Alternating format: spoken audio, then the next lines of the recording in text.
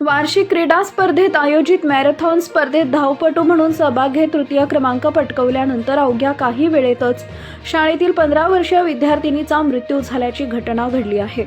Media रिपोर्टनुसार Talasari तालुक्यातील वेवजी येथील लोकभारती संस्थेच्या भारती अकादमी इंग्लिश स्कूल ही शाळा आहे. शाळेत दरवर्षीप्रमाणे यंदाही विद्यार्थ्यांच्या वार्षिक क्रीडा स्पर्धांचे शनिवारी आयोजन करण्यात आले होते. या क्रीडा स्पर्धांमध्ये शाळेतील विद्यार्थी मोठ्या संख्येने सहभागी झाले. वार्षिक क्रीडा स्पर्धेच्या अंतर्गत मॅरेथॉन स्पर्धा आयोजित करण्यात आली. या स्पर्धेत 15 वर्षाची इयत्ता 10वीत शिकणारी रोशनी गोस्वामी ही विद्यार्थिनी देखील सहभागी झाली.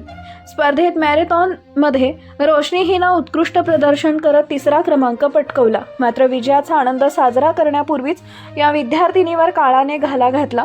मॅरेथॉन स्पर्धा पूर्ण करताच रोशनीला मोठ्या प्रमाणात धाप लागली आणि श्वास घेण्यात त्रास होऊ लागल्याने ती मैदानात खाली बसली आणि काही क्षणातच बेशुद्ध पडली.